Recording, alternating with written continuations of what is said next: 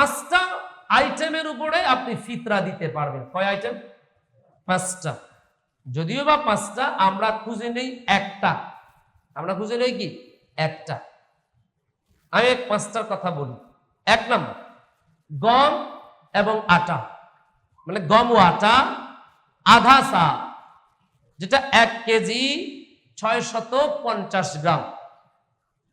আধা সা 1 কেজি 650 গ্রাম। আমাদের বাংলাদেশের বাজার মূল্যে এটার পয়সা আসতেছে 110 টাকা।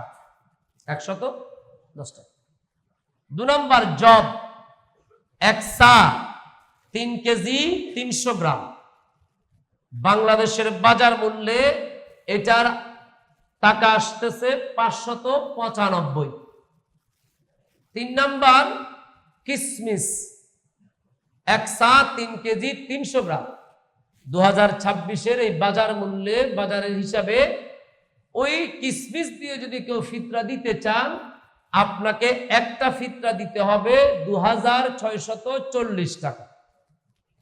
এরপর হচ্ছে খেজুর 1 সা 3 কেজি 300 গ্রাম। আপনি যদি খেজুর দিয়ে আপনি ফিতরা দিতে চান, আপনাকে ফিতরা দিতে হবে 2026-এর বাজার মূল্যে 2475 টাকা। খেজুর দিলে 2475 টাকা। পনির, যেটা খুব এক্সপেন্সিভ, বা যেটা দিয়ে আমরা আসলে কেউ ফিতরা দেই না বললেই চলে, 1 সা 3 কেজি 300 গ্রাম। বাংলাদেশের বাজার মূল্য 2805 টাকা। তাহলে আমরা 5টা ফিগার পেলাম। সর্বনিম্ন ফিগার হলো 110, সর্বোচ্চ ফিগার হলো 2805। তাহলে আমি আপনি নিজের জন্য যখন পছন্দ করি, তখন আমরা খুব ভালোটা পছন্দ করি। একটা মার্কেটে আমার পছন্দনীয় কাপড় কালেকশন হয়নি, আমি অন্য মার্কেটে দৌড়াই। হতে পারে এটা আপনার রুচি, হতেই পারে স্বভাব। তো আপনি ভালোটা নেওয়ার জন্য চেষ্টা করছেন, তাহলে দেওয়ার সময়ও কি ভালোটা দেওয়ার উচিত নয়? তা আমাদের সমাজে যে প্রথা আছে, ফিতরা কত? 110 টাকা। এই কথাটা ভুল। ফিতরা 110 টাকা তার জন্য যে ফিতরা খায়। কথা বুঝেন না? অনেকে ফিতরা নেয় না, গরিব মানুষ, ওকেও কিন্তু ফিতরা দিতে হবে। মাসালা খেয়াল করেন, ঈদ উল ফিতরের দিন সকালবেলায় ফজরের পরে কোন সন্তান যদি জমিনে জন্মগ্রহণ করে, ছেলে হোক মেয়ে হোক, ঈদ উল ফিতরের দিন সকালে কোন মাসুম বাচ্চা যদি জন্মগ্রহণ করে, ছেলে হোক মেয়ে হোক, ওই বাচ্চার পক্ষে মা বাবা ফিতরা আদায় করতে। তাহলে 110 টাকা ফিতরা দিবে তিনি, যিনার কিচ্ছু নেই, যিনি ফিতরা খাচ্ছেন। আমি মসজিদের খতিব হয়ে, আমি আপনাদের কিছু বলছি না, ক্ষমা করবেন, আমি মসজিদের খতিব হয়ে যদি আমি ফিতরা দেই সেই 110 টাকায়, এটা কি মানায়? আপনাদের থেকে ভোটও চাইবো না, আওয়াজ বন্ধ হয়ে যাবে আপনাদের, যেহেতু পয়সার ব্যাপার, এটা মানায় না। তাহলে আপনি ফিতরা দিবেন আপনার লেভেল অনুযায়ী। আপনি পনির দিয়ে ফিতরা, পয়সা বাড়া, সামাজিক একটা হিউজ পরিমাণ পয়সা আছে আপনার, আপনি পনির দিয়ে ফিতরা দিবেন, খেজুর দিয়ে ফিতরা দিবেন, কিসমিস দিয়ে ফিতরা দিবেন, আপনি ফিতরা দিচ্ছেন গম দিয়ে। আপনার জায়গা থেকে এটা যায় না। সুতরাং আমাদেরকে এই ফিতরার বিষয়গুলো নিয়ে কিছু কাজ করার দরকার আছে। আবার আমাদের সমাজে দেখা যায় ফিতরার টাকাগুলো রাখি আমরা, একজন ফকির আসছে, গরিব মানুষ, ওনাকে 10 টাকা 20 টাকা না, ফিতরা আপনি যথাযথভাবে আপনাকে আদায় করতে হবে। মানে মূলত কথা হচ্ছে, আমাদের দেশে আসলে যাকাত এবং ফিতরার যেই প্রচলনটা, এটা দিয়ে কোনো ফায়দাই হচ্ছে না। দিচ্ছি আমি, কোনো ফায়দা হচ্ছে না। আমি আপনি যদি নরমালি একটা হিসাব করি, জাস্ট একটা, আমাদের বাংলাদেশে বর্তমানে কত কোটি মানুষ আছে বলেন? 20 কোটি। আচ্ছা, 20 কোটি মানুষ থেকে একেবারে ধনাঢ্য কত থাকবে একটা আইডিয়া দেন। নরমালি আমরা একটা হিসাব করি, বলেন। হ্যাঁ, বলেন না, একটা বলেন 20 কোটি থেকে কয় কোটি মানুষ অনেক পয়সাওয়ালা হবে? 50 লাখ। 50 লাখ সেলিম ভাই, আচ্ছা আমি কারোর নাম ধরবো না বলছি, তো 50 লাখ একটা ফিগার আছে। ধরে 50 লাখ মানুষ, হিউজ পরিমাণ পয়সা, যাদের কোটি টাকা আছে, 1 কোটি টাকা আছে। আচ্ছা 1 কোটি টাকা যদি থাকে, জাকাত কত খরচ হবে আপনারা তো হিসাব করতে পারেন, বলেন তো? 2.5 লাখ টাকা, আমি 2 লাখ টাকা বললাম। তাহলে 50 লক্ষ মানুষ যদি হয়, 2 লক্ষ করে কত কোটি হয় বলেন, একটু হিসাব করেন। হ্যাঁ, হিসাব করেন, পয়সার হিসাব তো সময় লাগে। 2 লক্ষ টাকা করে যদি এক পয়সাওয়ালার উপরে জাকাত খরচ হয়, আমি জাস্ট নরমালি বলছি, তাহলে 50 লক্ষ পয়সাওয়ালার উপর কত কোটি জাকাত খরচ হয়? হ্যাঁ বলেন না। হ্যাঁ, 50 লক্ষ মানুষ, জি, 1000 কোটি টাকার উপরে জাকাত আমাদের দেশে আছে। কিন্তু সমস্যা হচ্ছে কোথায় জানেন? আমাদের দেশের মানুষগুলো জাকাত দিতে আগ্রহী না। তাহলে আমার সমাজ থেকে গরিব কেন পয়সাওয়ালা হচ্ছে না? আমরা সুষম বন্টন করছি না। আর এর ভিতরে সুষম বন্টন করবেন কিভাবে? এই যে আমরা যারা আলেম ওলামারা আছি, তাদের ভিতরেও তো একটা স্বজন প্রীতির মনোভাব আছে না নাই? আমি ওদিকে গেলাম না। আমার যে মূল কথাটা হচ্ছে, আপনি আপনার পরিবারের জন্য অলরেডি কেনাকাটা করে ফেলেছেন। আচ্ছা আপনি কি এই ঈদে একটা গরিব বাচ্চাকে, একটা গরিব মাকে একটা সুন্দর কাপড়, দামি কাপড় দিতে পেরেছেন? চেষ্টা করেন। জাকাতের কাপড়, জাকাতের লুঙ্গির দিকে আমরা যাব না। আমি আমার সন্তানের জন্য 2000 টাকা দিয়ে একটা কাপড় কিনেছি, ঠিক আছে? তাহলে আমাকে চিন্তা করতে হবে, আমি এমন একটা কাপড় আমি আমার পরিচিত একজন গরিব মেয়েকে ঠিক আমার মেয়ের মতন করে আমি কিনে দিব। এমন একটা মনোভাব যদি আমাদের ভিতর তৈরি হয়, অন্তত ঈদের দিনেও কেউ মসজিদের বারান্দায় আপনার আমার ঘরে ভিক্ষা করতে পারে মুসলমান হয়ে। আমরা বড় লজ্জিত। আপনি বলেন, যতগুলো মানুষ ভিক্ষে করে অন্য ধর্মের কয়জন আছে বলেন? আছে? নাই? খুব কম পাবেন। মুসলমান, ইসলাম আল্লাহর গ্রহণীয় ধর্ম, ইসলাম আল্লাহওয়ালার ধর্ম। মুসলমানের মানুষগুলো তাদের মানুষদেরকে পরিপূর্ণভাবে রিকভার করছে না বলে আজকে আমাদের ঘরের মধ্যে, সমাজের মধ্যে অভাব অনটন বেড়েই যাচ্ছে।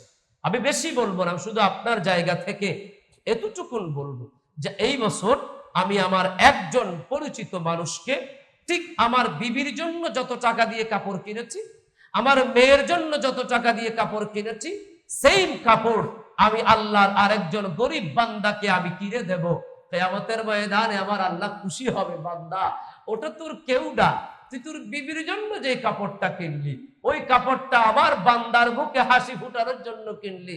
আমি তো দেখেছি তোর কত কষ্ট হয়েছে, যা বান্দা আমার বান্দার মুখে হাসি ফুটিয়েছিস, আমি আল্লাহ তোর মুখে হাসি ফুটিয়ে আজকে তোর আমলনামা আর খুলবো না, কোনো হিসাব দিব না, ওই জান্নাতে তুই এক দৌড়ে চলে যা।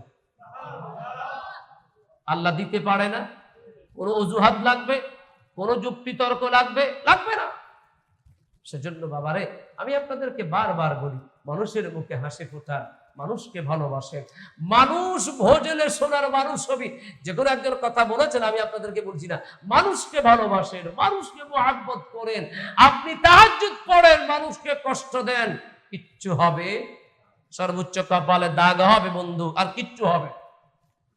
কিছুই করেন না। বান্দাকে ভালোবাসেন, আপনি আল্লাহকে ভালোবাসলেন। আমার বাবা, আমরা আজকে কথা বেশি বলবো না, যেহেতু আমরা সবাই পরিশ্রান্ত, ধীরে ধীরে আমাদের শরীরটা আস্তে আস্তে আস্তে আস্তে দুর্বল হয়ে যাচ্ছে, ঠিক না? সবাই আমরা দুর্বলের দিকে চলে যাচ্ছি আল্লাহর রোজা রাখার কারণে।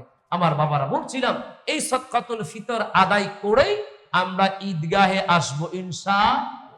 আরো জোরে বলেন ইনশাআল্লাহ। সাদকাতুল ফিতর আমরা অবশ্যই আদায় করতে হবে। সাদকাতুল ফিতরের মাসালা হচ্ছে, আপনি ফিতরা খেলেও আপনাকে ফিতরা দিতে হবে। আপনার বাচ্চার পক্ষ থেকে আপনাকে ফিতরা আদায় করতে হবে। কেন? রোজার ভুল ত্রুটিগুলো, রোজা রেখে মিথ্যে কথা বলেছিলাম, ওই যে ব্যবসায়ীরা যা করছে, 2400 টাকার কাপড় 24,000 টাকায় বিক্রি করছে, এই যে লাভ। শোনেন, জীবন বাঁচতে এত পয়সা লাগে না। একটা গরিব মানুষকে জিজ্ঞেস করবেন যে টিনের ঘরে থাকে, তারা বলবেন ঘুম কেমন হয়, সে বলবে অসম্ভব ভালো হয়। কেমনে ঘুম? এসি নাই, এই আল্লাহ দেখা যায় ছিদ্র দিয়ে, আসমান দেখা যায়। বলে আমরা তো হালাল খাই, হালাল খাওয়ার বডিতে আল্লাহর পক্ষ থেকে ভিটামিন ক্যালসিয়াম থাকে, আরামসে একটা ঘুম দেই, কোনো সমস্যা নাই। সকাল হতে না হতে ফজরটা পড়ে আল্লাহর দরবারে ওই ফিঙ্গার মেশিনের হাজিরা দিয়ে আল্লাহর রুটি রুজির জন্যে আল্লাহর হুকুমে আমরা বের হয়ে যাই। আমি অবাক হয়ে যাই, আমাদের দেশে এমন রিক্সাওয়ালা, এমন সিএনজিওয়ালা পাওয়া যায় যারা রোজা রেখে রিক্সা চালায়। আপনারা পান না বলে? হ্যাঁ, রোজা রেখে রিক্সা চালায়। আপনি চিন্তা করে দেখেন, এটা কি সম্ভব? আমার আল্লাহ বলে, বান্দা আমি তোকে আগে বলেছিলাম, তুই সাহস কর। কি কর? তুই সাহস করে নেমে যা, আমি আল্লাহ তোকে ব্যাকআপ দিব। সুবহানাল্লাহ বলেন।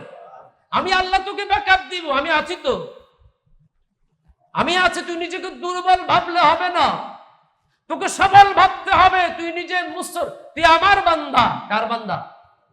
কার বান্দা? নজরুল বড় সুন্দর বলেছেন, যে নজরুলের ব্যাপারে আমাদের দেশের মৌলবীরা বড় আফসোস লাগে। দোস্ত, এবার বাসায় হাততালি দাও। অনেক তো নাচানাচি করছিলেন, কই ইফতার মাহফিলে সুফি ঘরানার আলেমদেরকে মূল্যায়ন করছেনি? হাততালি দেন। বারবার বলছিলাম এই দল ওই দল বাদ দেন, এগুলা আমাদের ছেলেদেরকে আমরা সংসদে পাঠানো দরকার। শোনেন নাই?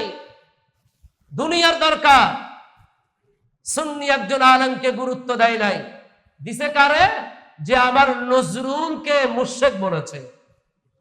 নাউজুবিল্লাহ বলেন না? কবি নজরুলকে মুশরিক বলা আলেম বামা তো দোয়া করে দিছি, বামা না ডাইনাতে বলতে পারি না, দোয়া করে দিছি, হাত বুলে দিছি।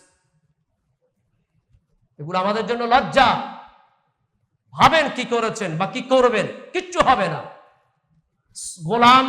গোলামের রাসূল যতক্ষণ ওই জায়গায় যাবে না ততক্ষণ মুক্তি পাবেন না। কারণ আপনার ভিতর সাহস নাই। আপনার ভিতর যদি ইরানের মতন সাহস থাকতো, আপনার ভিতর যদি ইরানের মতন সাহস থাকতো, আপনি বিশ্বকাপ আমেরিকাকে নাকানি সুবানি খাইয়ে দিতে পারতেন। ঠিক না? বলেন না? আমেরিকা এমন এক জাতাকলে আটকে গেছে, ছেড়ে দেবা কেঁদে বাছি, দৌড়াইতেও পারে না, বসতেও পারে না। এজন্য বলি মুসলমান, ভয় নাই, ইরানের মতন সাহস করে দাঁড়িয়ে যেতে হবে। নজরুল আমাদেরকে বলেছেন, আমরা কোনো ভয় করা চলবে? আল্লাহ আমার প্রভু আমার নাহি নাহি ভয়, আল্লাহ আমার প্রভু আমার নাহি নাহি ভয়, আমার নবী মুহাম্মদ যাহার তারিখ জগৎময়, আল্লাহ আমার প্রভু আমার নাহি নাহি ভয়। সুবহানাল্লাহ। নজরুল বলেছেন, মসজিদের ওই পাশে আমায় কবর দিও ভাই, দূরে থেকে মুয়াজ্জিনের আযান শুনতে পাই। এই কথার কারণে ওই বিয়াক্কেল মৌলবী আমার নজরুলকে মুশরিক বলল, কাফের বলল, বেদাতি বলল। আমার বাবারা, ওই আলেম এই স্বাধীন সোনার বাংলার রাষ্ট্রপ্রধানের সাথে ইফতার মাহফিলে আমরা যখন দেখি আমাদের কলিজার মধ্যে রক্তকরণ হয়, নিজেদেরকে মুসলমান পরিচয় দিতে লজ্জা লাগে। আবার বলি, এই দল ওই দল ছাড়েন, আমাদের সুন্নি আলেমদেরকে সংসদে পাঠানো দরকার। আর কত করবেন এই সকল তাগুতের পূজা? কত করবেন? অপেক্ষা করেন, বিপদ আরো আসবে। বিপদ আরো আসবে। আলেমদের, মসজিদের খতিবদের ওয়াজ তো শুধু মসজিদ পর্যন্ত, ওগুলো তো আপনারা শোনেন না, আমরা এগুলা বুঝি, বলতে পারি না। বিপদ আরো আসবে। মাজারে দেখেন না কি হয়। আল্লাহ পাক আমাদের সবাইকে বুঝ জ্ঞান দান করুন। আরো জোরে বলেন আমিন। বাবারা রাগ করলেন, আমি আপনাদেরকে রাগাতে চাই না আব্বা। 6-7 মাসের অভিজ্ঞতায় আমি আপনাদের ব্যাপারে ভালো একটা রিপুটেশন তৈরি হয়েছে আলহামদুলিল্লাহ। আমি খুব মিডল পয়েন্ট থেকে কথাগুলো বলবো। তবে আমি এতটুকু বলতে পারি, যেহেতু দেশে আলেমদের শ্রেণীবিন্যাস আছে, তারা রাষ্ট্রযন্ত্রের উচিত ছিল যে টেবিল সাজিয়েছে সেই টেবিলে সব জায়গা থেকে একজন একজন প্রতিনিধি রাখা। নাকি ভুল বললাম? নাকি ভুল বললাম? তাহলে রাষ্ট্র যখন এক পাশ কেটে গেছে, আমরা বুঝতে বাকি নাই কেউ আমাদের আপন না। আল্লাহ পাক সুন্নিদেরকে বোঝার তৌফিক দান করুন। আর তো জোরে বলেন আমিন। নিজের জিহ্বা নিজে কামড়ায় খাবেন, অপেক্ষা করেন। এত কথা বলার ইচ্ছা ছিল না, বলতে চাচ্ছিলাম। তো রাসূল পাক সাল্লাল্লাহু তাআলা আলাইহি ওয়াসাল্লাম এই সাদকাতুল ফিতর কারণ আমাদেরকে দিয়েছেন, রোজা যেন আমাদের পরিশুদ্ধ হয়ে আল্লাহর কাছে যেন গ্রহণীয়, বরণীয় হয়ে যায়।